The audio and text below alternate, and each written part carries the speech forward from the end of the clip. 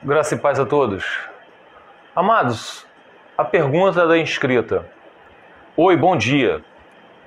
Gostaria de saber, vivo com um homem que largou a esposa porque ela não se casou virgem, casou enganado, mas viveu com ela por 6 anos. Tiveram filhos, mas ela continuou traindo ele. Aí, ele, para não matar ela, abandonou ela 2 anos. Depois, me conheceu e fomos morar juntos.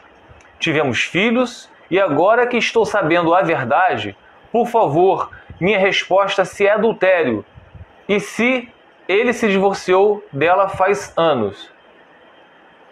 Então, minha querida, aqui é o seguinte, ele foi casado, como você relata aqui. Ele foi casado. E ninguém colocou uma arma na cabeça dele. E se ele se casou, esse é um testemunho dele aqui na terra, perante os homens e perante Deus. O que Deus uniu, o homem não separa. Se ela casou enganando ele ou não, ele se casou. Está entendendo? Esse casamento é lícito diante dos olhos do Senhor. E nós podemos ver aqui no livro de Romanos, capítulo 13, versículo do 1 ao 5, o seguinte: obedeçam às autoridades, todos vocês. O casamento é uma autoridade, o cartório, pois nenhuma autoridade existe sem a permissão de Deus. Então o cartório existe com a permissão de Deus. E as que existem foram colocadas nos seus lugares por Deus. Assim, quem se revolta contra as autoridades está se revoltando contra o que Deus ordenou. E os que agem desse modo serão condenados. Então, se você estiver se revoltando contra a autoridade, que é o cartório, que é o casamento, independente do que tenha acontecido, vocês estão se revoltando contra Deus. A não ser que esse casamento tenha sido feito depois de um divórcio. Aí tudo bem.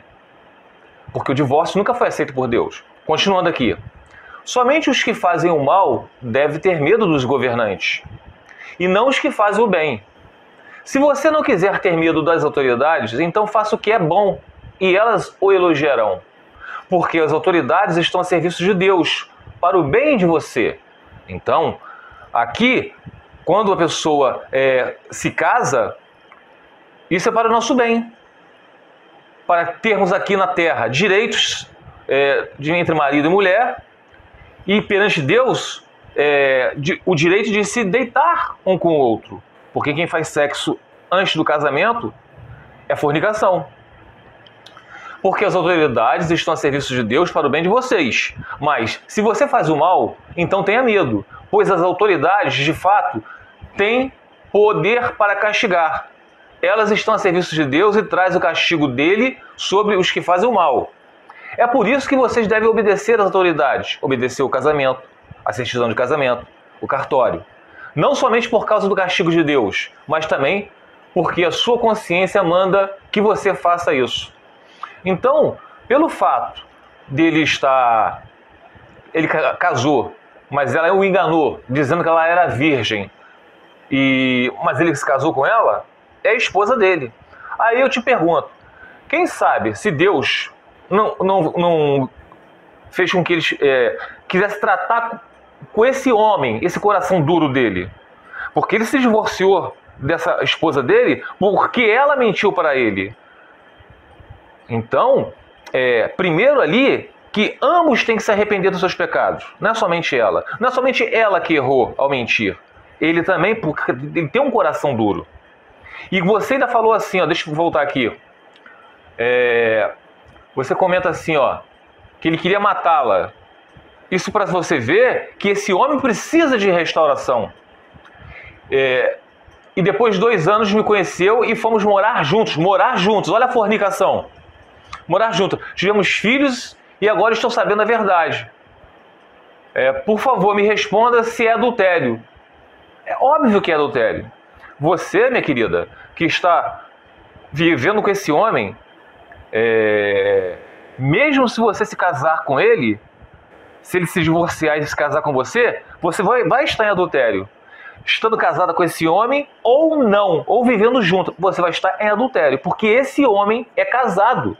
Ah, mas ele foi enganado pela esposa dele. Ele não deixa de ser casado. Tá entendendo? Então, o meu conselho é o quê? É conselho bíblico. Buscai primeiro o reino de Deus e a sua justiça, e todas as outras coisas serão acrescentadas. Você está vivendo com o marido de uma outra mulher. Esse homem, ele tem que ser tratado perante Deus. A esposa dele, que enganou ele, falando que era virgem, não era, mas casou com ele, tem que ser tratada perante Deus. Para você ver, minha querida, um abismo chama outro abismo. Espero que eu tenha esclarecido a sua dúvida, tá bom? Que Deus lhe abençoe.